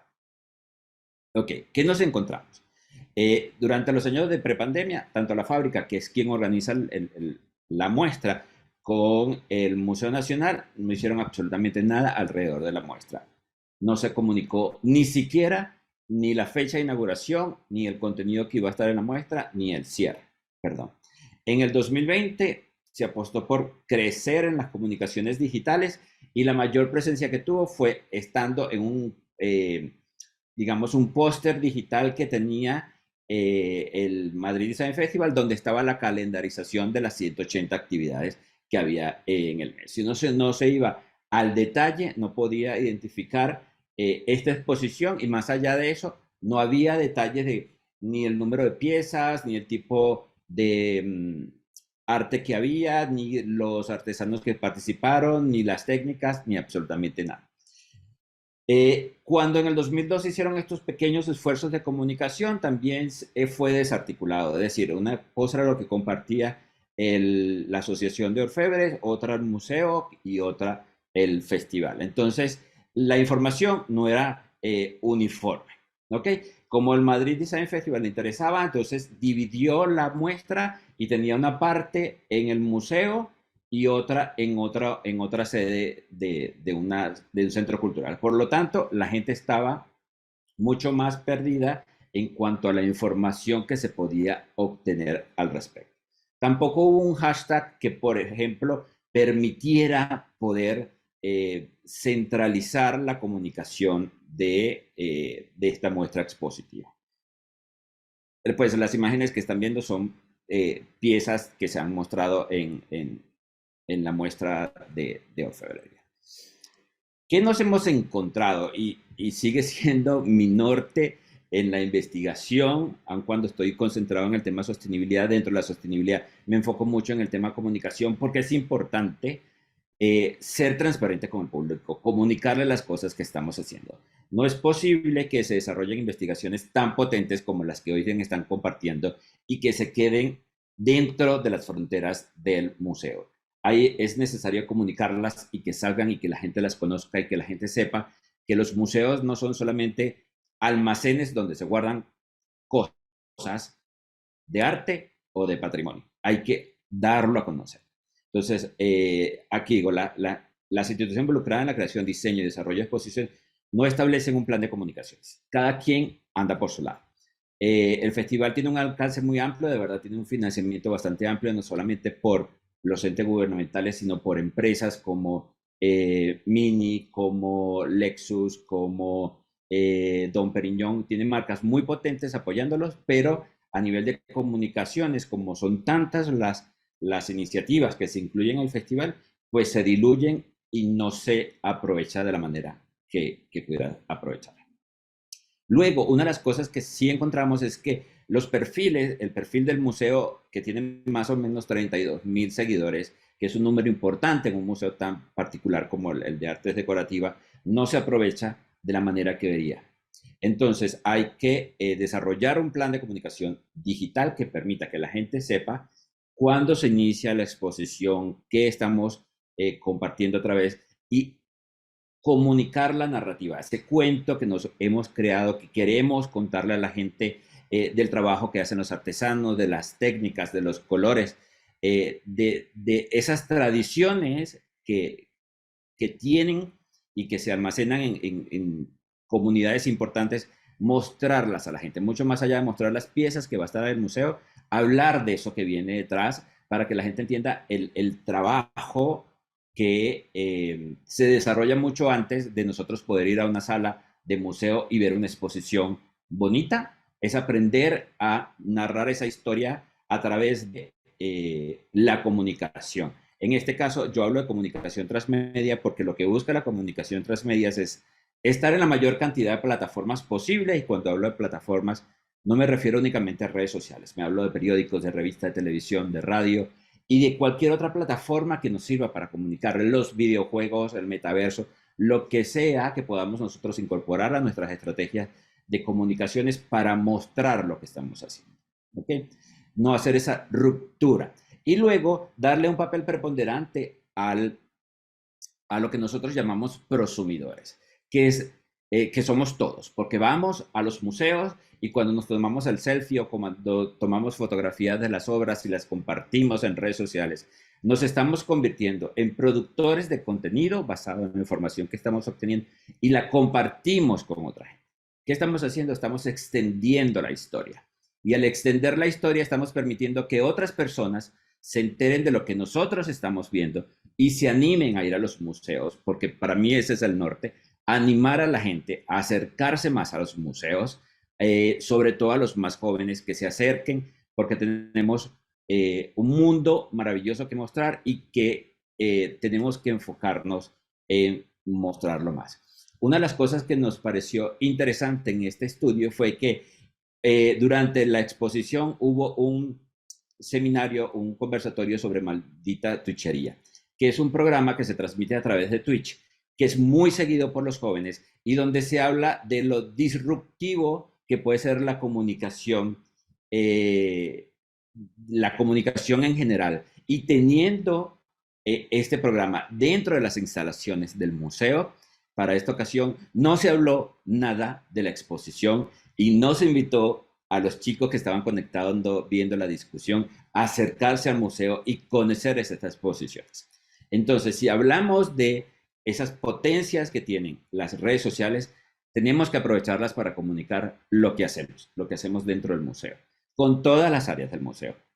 Entonces, comuniquémonos más, creo que es mi discurso, siempre comuniquémonos más y conectemos más con la gente, porque tenemos muchas historias que contar, las construimos, pero tenemos que mostrárselas a la gente, porque sin esa gente, sin ese público, nosotros los museos no tenemos razón de ser. Ese es nuestro, el usuario, el visitante es nuestro centro y a ellos nos debemos. Es un breve resumen de lo que cuento en el artículo. Espero que los anime a leer cuando esté publicado y nada, por ahora muchísimas gracias. Muchísimas gracias, Julio, súper interesante. Hago algunas aclaraciones porque tal vez algunos no conozcan cómo es la dinámica del festival y demás, que la fábrica se refiere a una institución cultural, ¿sí? Que son los organizadores del festival y que de hecho también tienen un medio, porque tienen una revista. Y tal vez lo que creo es que a veces es cierto que hay muchísimas actividades dentro del festival y que tal vez hay como algunas actividades mainstream, ¿no? Que capturan por ahí el interés principal de la comunicación hacia la afuera del festival y demás, y que tal vez la muestra no estaba lo suficientemente valorada como para poder ser comunicada de la misma forma, ¿no? Pero de hecho lo que mencionas es que estas estrategias tienen que estar preparadas previamente y de manera integrada con todas las áreas del museo, de las instituciones que participen, porque si no se pierde un esfuerzo enorme que es prepararla, montarla, todo el trabajo que hay detrás por parte de los autores, ¿no? Sí, totalmente. Así que, bueno, muchísimas gracias. Vamos ahora entonces con la última de las autoras, que es Patricia Dreidemi, y luego ya vi que hay varios mensajes en el chat, así que luego de que termine Patricia, vamos a ver los mensajes de los participantes en el chat y vamos a hacer un cierre de conclusiones con Felicitas. Bueno, aquí estoy. Me llamo Patricia Dreidemi. Muchísimas gracias, Jimena, por la invitación a participar en este encuentro, que me resulta súper enriquecedor. Espero ahora acercarles un aporte humilde desde el trabajo de campo con las comunidades indígenas. Mi trabajo, ahora voy a presentar pantalla. Yo soy investigadora del CONICET en Antropología Sociocultural y Lingüística, y voy a hacer algunos señalamientos que creo que pueden aportar a dar valor también sobre todo la artesanía tradicional, sumar valor al que ya tiene, digamos, la artesanía tradicional. Voy a tratar de compartir pantalla. A ver si puedo. Ahí se empieza a ver. Perfecto. ¿Me están viendo? Sí, perfecto. Mi presentación se llama Mi artículo en la revista, es mucho más extenso de lo que voy a mostrar ahora, y ahora simplemente darles un adelanto como para que incentivarlos a leer después el artículo completo. La artesanía indígena en perspectiva nativa. Como investigadora de metodología etnográfica me interesa siempre posicionarme en la comprensión o cómo las personas, los artesanos, comprenden su propia labor. Creo, y esta va a ser como la hipótesis del trabajo, que en los modos de expresión propios en las lenguas nativas nos pueden dar un camino de acceso a lo que es la diversidad ontológica, a las diferentes maneras de comprender la relación con el entorno natural y social, metafísico también, y en relación con los antepasados, los muertos, los vivos, etc., de las diferentes comunidades indígenas. Acá hay mucha diversidad, no solo lingüística, sino ontológica, y me parece que es una riqueza, un gran valor que la artesanía moviliza permanentemente en el hacer artesanal y que todavía ha sido muy poco estudiado. Algunos datos para comenzar, simplemente son señalamientos muy rápidos, pero datos concretos que todos conocemos. La relevancia de las comunidades indígenas en el sector de los artesanos tradicionales, que sabemos que trabajan todas las materialidades disponibles, fibras de origen animal, la relación con los animales, con el vegetal, con la madera, con la piedra, con la tierra, más los insumos para los diferentes procesos, como pueden ser los tintes mencionados hace un rato, por ejemplo, provenientes de los caracoles. Son mencionados y los conocemos extensamente, tanto en Argentina como en otros países de la región. a pesar de que el número de miembros indígenas en el sector de los artesanos tradicionales es muy numeroso, no existe en Argentina por lo menos un registro oficial de su número, ni de su situación, ni de sus peculiaridades. Y creo que en este sentido, la investigación etnográfica, más antropológica, digamos, puede hacer un aporte importante. Otro dato es que en muchas de las reservas naturales, parques nacionales, provinciales, llamémosle como sea, digamos el nombre que cada vez es más numeroso, estos espacios en nuestro país, viven hoy muchas comunidades indígenas o criollas indígenas, o algunas se autoescriben, algunas se reconocen con personerías, otras no, no importa, es muy diversa la situación. Sin embargo, en prácticamente todas las reservas naturales que tenemos hay comunidades indígenas, y muchos de los miembros de estas comunidades son artesanos. Sabemos por muchísimas ya investigaciones etnográficas que las comunidades indígenas se vinculan al medio ambiente de modos muy particulares y muy diferentes a lo que en Occidente estamos acostumbrados a distinguir, tanto la naturaleza alejada de la cultura. Aquí esos dos conceptos no funcionan de la misma manera, están muy interrelacionados, incluso el objeto artesanía tienen muchas relaciones de vida que funcionan, digamos, y que no son tan separadas de estas vinculaciones como una mirada mercantilista, occidental, capitalista, la concibe en torno a una mercadería que se consume, digamos.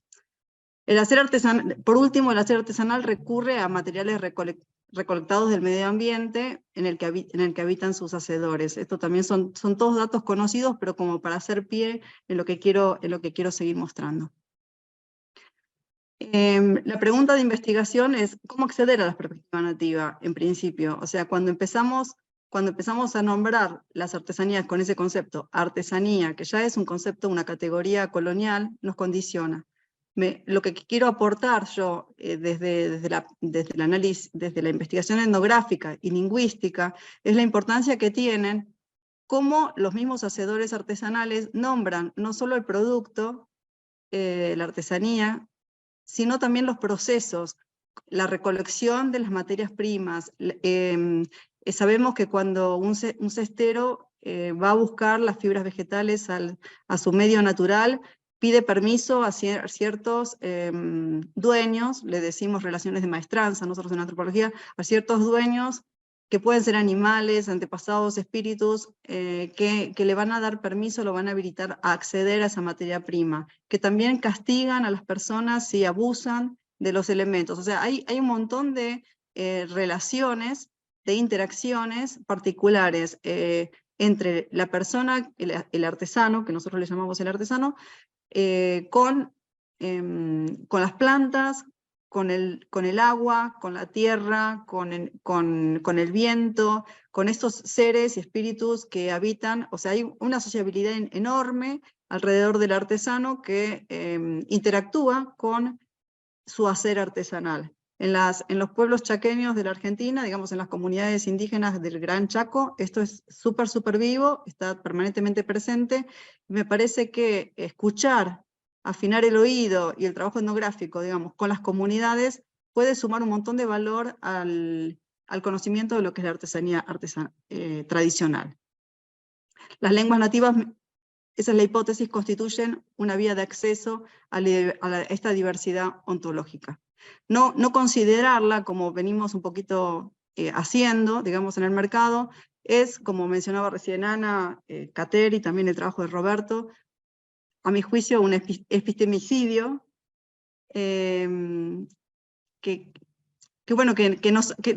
nos inhibe de acceder a un montón de recursos, incluso a posibilidades de pensar nuevos modos de relacionarnos con el entorno en un mundo en el que sabemos que está muy vulnerado y muy herido el día de hoy. Me parece que es una riqueza que nos están acercando los hacedores artesanales y que todavía quizás no la valoramos como corresponde.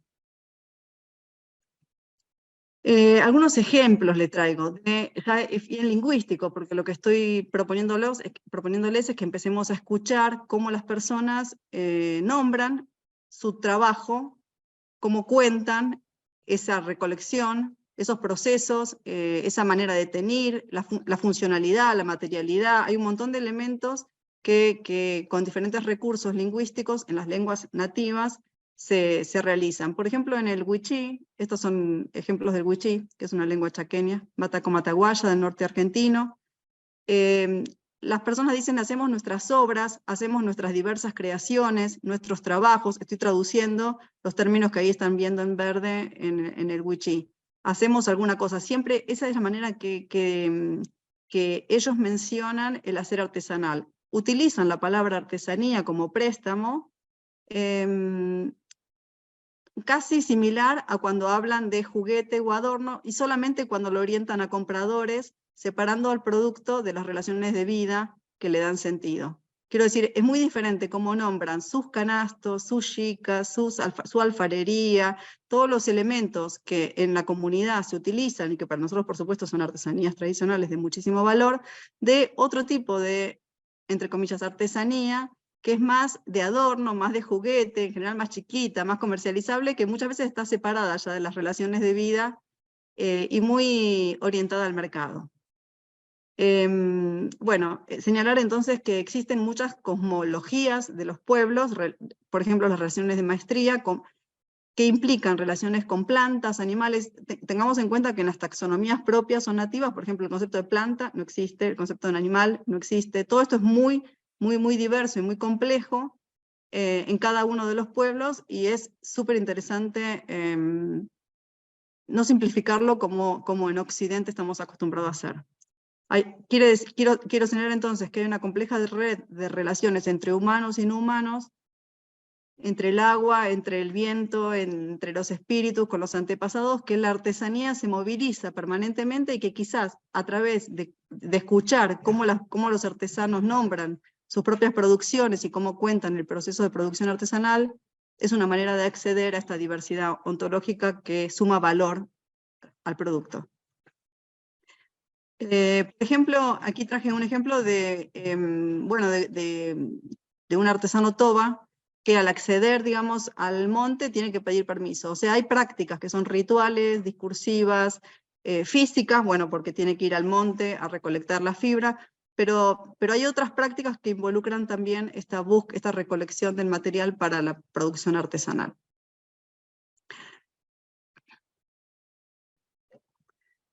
En lengua nativa, por ejemplo,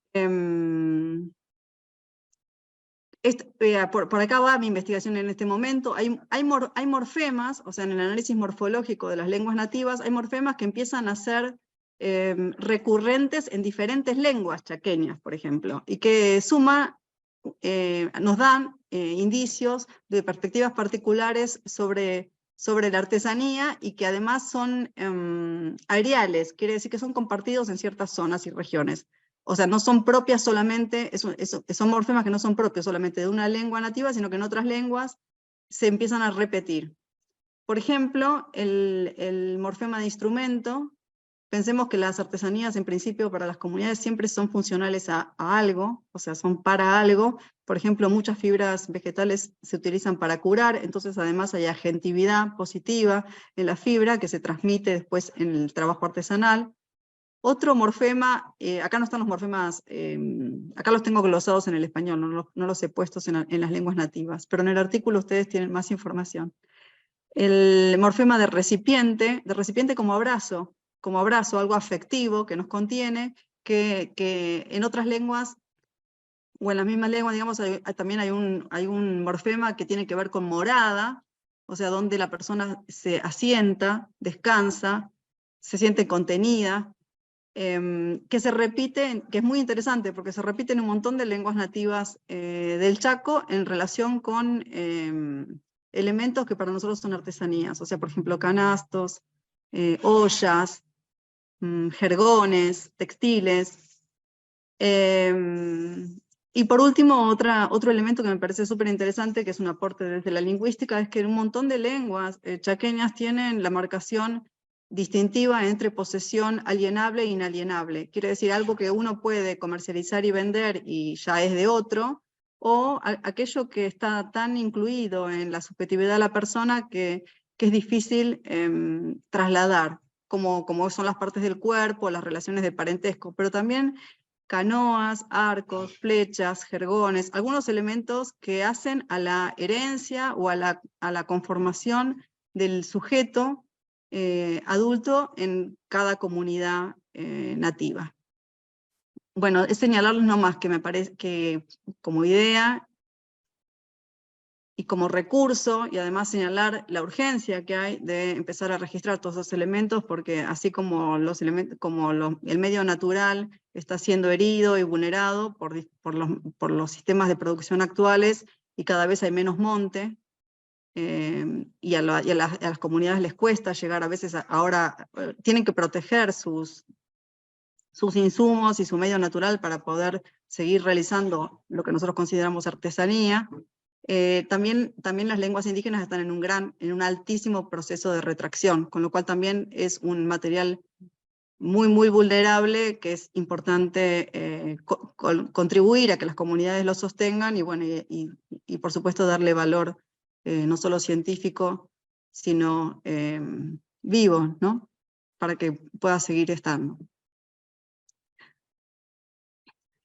Entonces esta es la hipótesis, las expresiones nativas en lengua indígena a través de diferentes recursos, que también pueden ser, trascienden cada una de las lenguas, y a veces son comunes, nominalizaciones, metáforas, simbolismo sonoro. El simbolismo sonoro es cuando en el término que se utiliza se refleja algo de la materialidad física, por ejemplo el canto de un pájaro.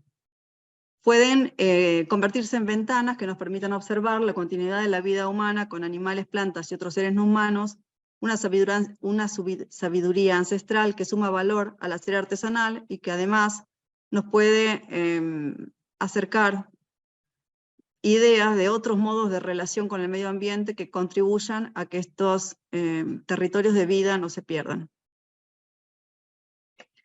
Muchísimas gracias. Interesantísimo, Patricia. La verdad es que es un aspecto que está muy poco abordado, y de alguna forma nos señala esta compleja trama de relaciones que tiene todo lo que se considera artesanía o arte, que son palabras que, como decís, son prestadas o son términos que vienen desde lo colonial, ¿no? Pero cómo es el hacer, es la vida misma, ¿no? La idea de arte y vida, que también incluso tomaron algunos artistas del siglo XX en otras partes del mundo, ¿no? Pero esto está de manera ancestral en las comunidades.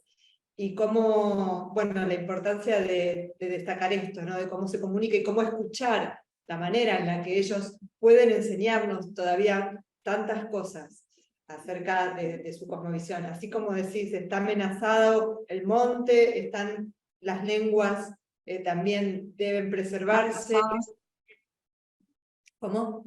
También están amenazadas las lenguas, las formas de vida, los modos de relacionamiento, pero hoy en día, donde nuestro modo de vida ha llevado a tanta pérdida, digamos, de la diversidad biológica y sociocultural también, nos pueden acercar claves para tener perspectivas de futuro en un mundo que está muy herido y con pocas perspectivas de mucha continuidad.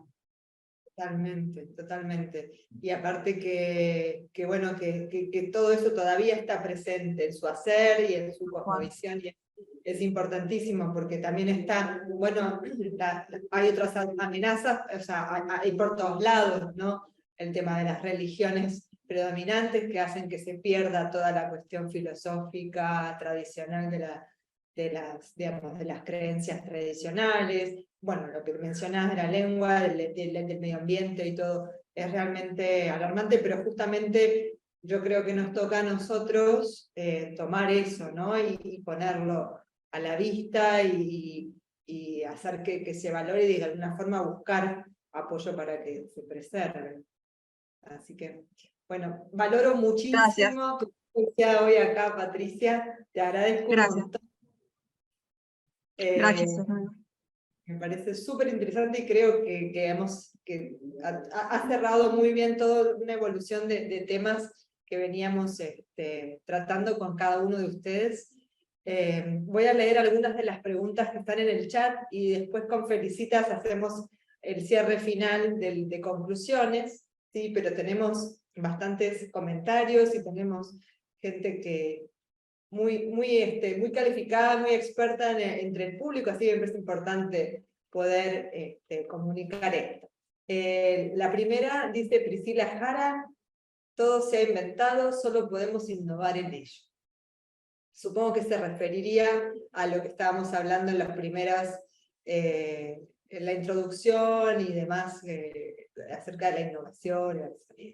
Luego tenemos un mensaje de Eduardo Barrón, que es un gran experto en artesanía, y nos dice con respecto a la exposición de Gastón Giraud: si bien es cierto, cada operador cultural planea una relación diferente con la técnica, con la gestión comercial, con el mercado, apela a diferentes sectores y climas de uso o de consumo, y tiene sus propios circuitos comerciales, culturales, y se relaciona con los sectores de servicios, ocupando un lugar en el marco de las llamadas industrias culturales. Algunos tienen una relación más dinámica de incorporación de materiales de innovación, o innovan, o se relacionan más con el mercado. Creo que ese es un comentario con respecto porque yo fui siguiendo el chat, ¿sí? Al artículo de Gastón. No sé si Gastón quiere agregar algo.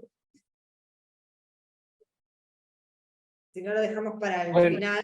Sí. Bueno, como vos digas, no hay ningún problema. Dale, lo dejamos para el final, así pasamos los dos. Pero recoge el guante y después lo vamos para no perder el ritmo. Bueno, agregaba Julio González Liendo, esta comunicación de valor de la artesanía que es maravillosa, ¿no? Supongo que también en relación al artículo que comentó Beatriz sobre la cerámica granadina, ¿sí? Por los tiempos. Priscila Jara vuelve a decir: estoy maravillada con los temas tratados en esta sala. Les dejo cordialmente invitados a seguirnos en su trabajo creativo y nos manda sus redes. En artesanías de alga de mar. Ah, qué bueno, qué interesante. Vamos después con una apreciación de Carlos Herzberg, que dice, esto ya creo que era con respecto a al trabajo de Ana y Roberto. Estuve en una comunidad indígena de Otavalo, en Ecuador, de largos cabellos negros y bellos ponchos azules. Los tejedores se agruparon y enviaron embajadores comerciales a Suiza, punto central donde se dirige hoy su producción de tejidos artesanales. El artesano ama los problemas de su producción, los moldea y los trasciende. Bueno, Carlos, les cuento, es un gran maestro, escultor y vitralista argentino, así que conoce del oficio también. Ana y Roberto, entonces veo que ahí toman nota. Priscila comenta: qué belleza de artesanía, supongo que se referiría a los trabajos que mostró Julio de los orfebres en Madrid, y ahí terminamos con las preguntas. Feli, si querés, hacemos una síntesis y luego vamos con alguno de los comentarios comentarios de los comentarios. Me parece que la verdad que son los momentos que uno se queda sin palabras, ¿no? Las ponencias, inclusive esto que vos sumaste con Patricia para cierre, habla de cómo uno comunica, pero también si uno sabe escuchar y cómo registra. Así que la verdad me parece que cada uno aporta una visión que nos complementa como las instituciones y que nos solidariza en un punto para repensarnos todo el tiempo. Y estos cuadernos de investigación, esta posibilidad que tenemos desde la Universidad de Palermo, me parece que es fantástica, porque desde todos los lugares de Iberoamérica, digamos, estamos en la misma línea trabajando, y hay que seguir trabajando para, como decía Julio, seguir comunicando bien, transmitirlo, y marcando las instituciones que a veces no, si hay fallas, volvernos a encarrilar, volvernos a saber que no estamos solos y que tenemos mucho compromiso con el otro, ¿no? No, la verdad que quedé conmovida. Creo que me parece que sobre todo esto de este cierre con lo de Patricia, me parece que nos suma al respeto hacia el otro, que a veces lo vemos todo el tiempo en la diaria vulnerado. Así que no, gracias a los panelistas y gracias a vos, Jimena, porque desde la universidad es un desafío, ¿no? Estos repensar y bajar a veces cuando uno está en la gestión, bajar a pensar de vuelta, ¿no? Así que gracias. Por favor, un placer, Kelly. Bueno, y así, vamos entonces, quien quiera tomar la iniciativa con respecto a los comentarios. Bueno, yo le agradezco el comentario, como mencionabas, a Eduardo Barón. En principio, bueno, felicitar todas las exposiciones, me llevo mucha información y estoy en coincidencia con la observación de Eduardo, digamos que hay como distintos abordajes. En el caso en particular del artículo, que es neoartesanía, aborda en particular esta problemática de la profesión o la práctica profesional, donde el diseñador trabaja más como un mediador dentro de un contexto más complejo, no con esta visión tradicional que tenemos del profesional, donde tiene que operar con esta trama compleja para poder destrabar algunas situaciones. En el caso particular de la mesa, una mesa que se hace con un producto, una madera de algarrobo, que los artesanos, ahora digo artesanos y me pongo a pensar en Patricia, que todo lo que comentó de tanto valor, no le dicen algarrobo, le dicen el árbol, como también cuando van al monte, por ejemplo, los artesanos saben la madera de Iñak, que es la que utilizan para hacer algunas de las partes también de sus sillas, en este caso, bueno, la mesa que es el algarrobo, saben en qué época ir a buscar la madera y cortarla, por ejemplo, es en junio y julio, en el caso de la madera para las sillas, en cuarto menguante, tiene toda una cosmovisión, como decía Patricia, pero en el caso de las neoartesanías surgen estos empresarios, ya desde la mirada mercantilista, como mencionaban, que ponen en conflicto, digamos, esa situación particular del artesano que hace objetos para su uso cotidiano y lo llevan hasta el mercado de consumo, al contexto contemporáneo. En ese sentido,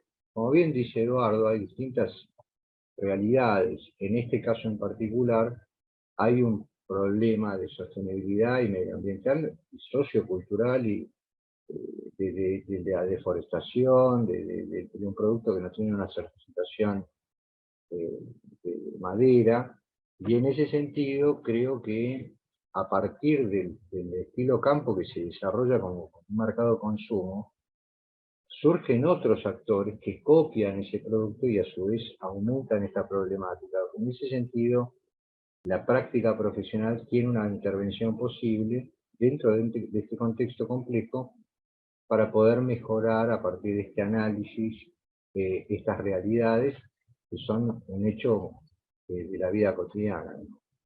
Como una posibilidad. Así que Eduardo, gracias y coincido con su aporte. Totalmente, gracias, Gastón. Sí. Eduardo conoce mucho también de ese tema, arquitecto, estuvo mucho tiempo a cargo del área de artesanías del Consejo Federal de Inversiones, así que conoce bien el territorio y la problemática de los artesanos. Así que creo que coincidimos todos con tu visión también en esto. Muchas gracias. Ana o Roberto, algo para aportar el comentario, Ana. Sí. Nosotros estamos un poco en que las mesas y la problemática común al final se fundamenta en el racismo, ¿no? Al final se fundamenta en una historia colonial común que tenemos en lo que algunas nombramos Abya-Yala, otras personas nombran Latinoamérica, haciendo un poco de eco con la ponencia de Patricia, ¿no? Porque querríamos tener el nombre de que nos dieron los colonizadores, ¿no?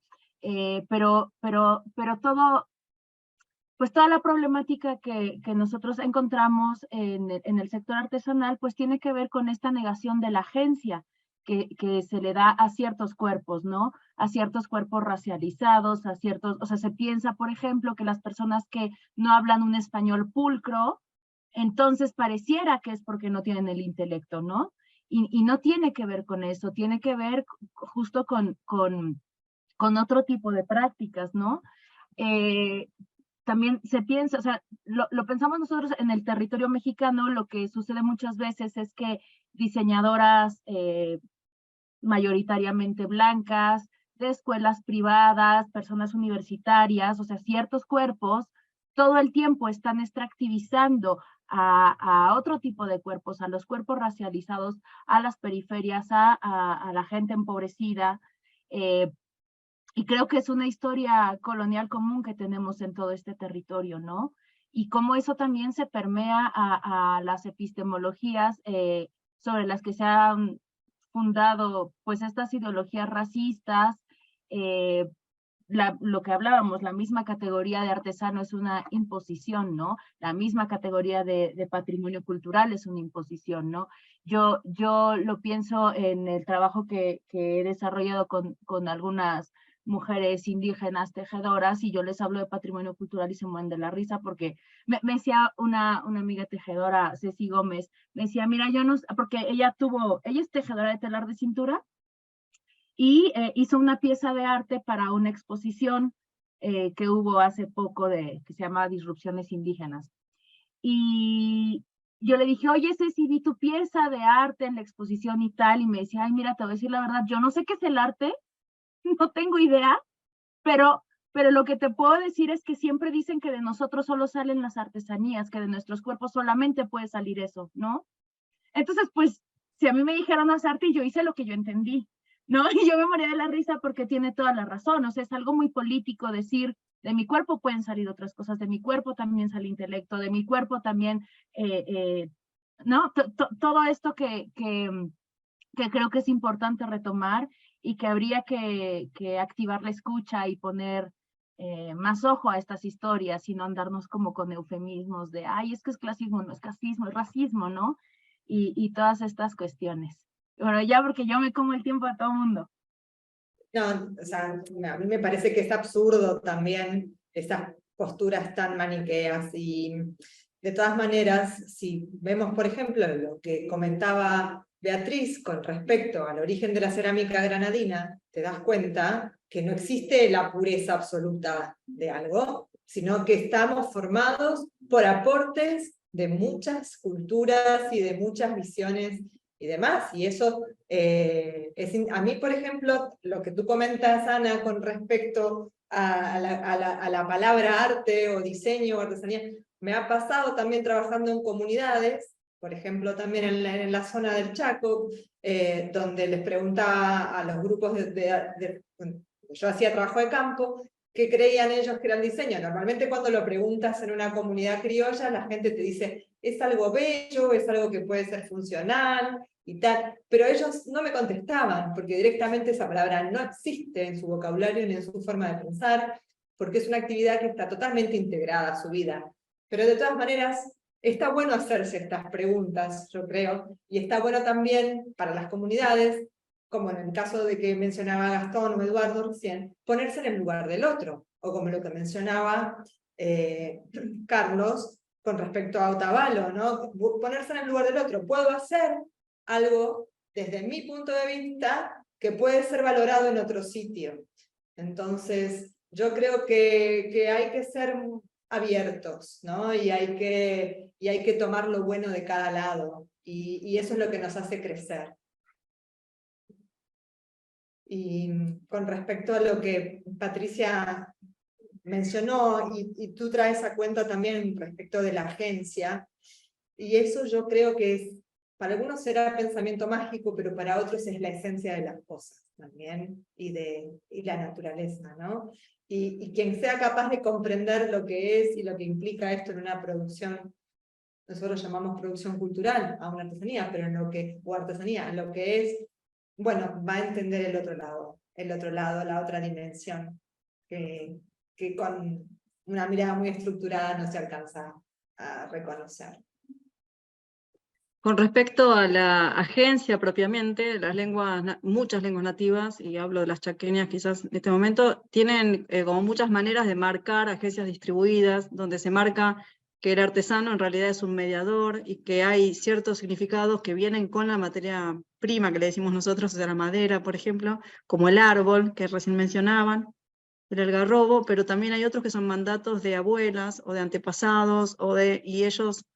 quiero decir, hay maneras lingüísticas de analizar qué concepción de agentividad está en juego en una comunidad o en otra. Y en los nombres que los artesanos le dan a sus producciones, uno empieza a ver eso, que ahí no solo está el artesano, sino que hay otros entes. Por eso la cosmopolítica o la diversidad ontológica es un área interesante de pensar en relación con el hacer artesanal.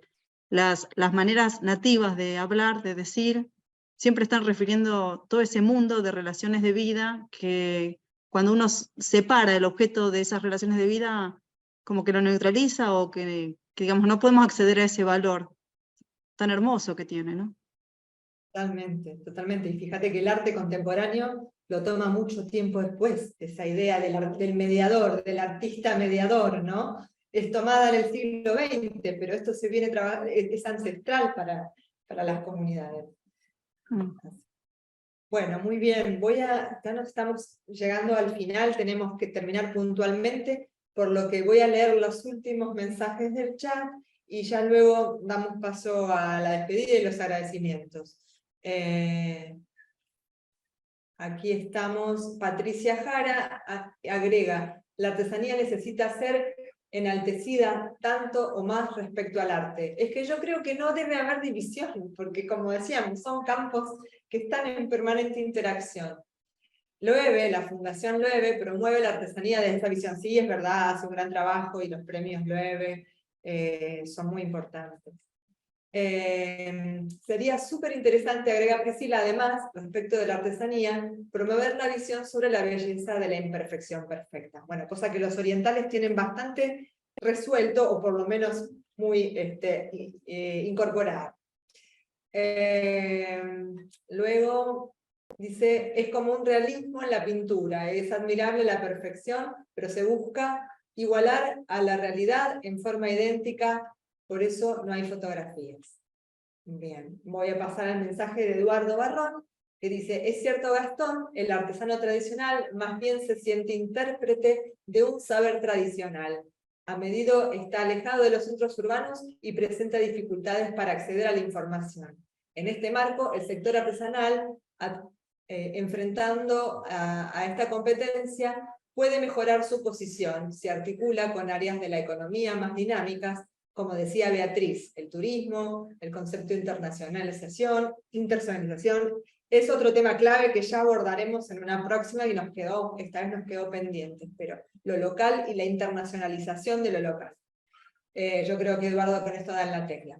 Ahora bien, este esfuerzo expone a los artesanos a mejorar sus productos en diferentes aspectos y en algunos casos los enfrenta a decisiones de afirmar o transgredir sus propios límites culturales, a través de mejoras de uso, adaptación de los productos al consumidor urbano, a nuevos ámbitos o a modificar los materiales según preferencias de los usuarios, a incorporar nuevas imágenes, materiales que no forman parte de su hacer. Es verdad. Priscila agrega, es lo que sucede al estar ligado netamente al diseño, se limita desde su arte en sí mismo. Bueno. Eduardo agrega, como aseguraba Felicitas y Jimena, es menester pensar juntos acerca de los problemas, dudas, decisiones que afectan al sector, enfrentando a mercados más exigentes, sensibilizados, muchas de las cuales se refieren a la posibilidad de negar o afirmar algunos de estos valores que caracterizan su producción. No tenemos las respuestas, más bien nos preguntamos si el artesano debe o no acercarse a otras maneras de operar, concebir, mejorar los objetos a la necesidad de abastecer el tiempo y la forma, una demanda comercial los puede alejar de sus enfoques tradicionales. Gastón dice que coincide, muy bien. Bueno, con esto entonces quiero agradecerles a todos ustedes por su presencia, por su participación. La verdad es que son todos temas súper interesantes, que todos aportan un montón. Estoy orgullosísima de lo que estamos haciendo en la línea de investigación y en las publicaciones, así que les agradezco infinitamente por toda su participación. Agradezco también a Fabiola Nopp, editora de Cuadernos, que también nos tiene una paciencia impresionante y siempre está apoyándonos, al decano de la universidad, Oscar Echevarría, y a todo el equipo técnico de la UP por hacer posible estos encuentros. Así que muchísimas gracias para todos y ya nos encontraremos próximamente cuando esté publicado el libro en otro coloquio, si Dios quiere, el próximo año aquí en la Universidad de Palermo.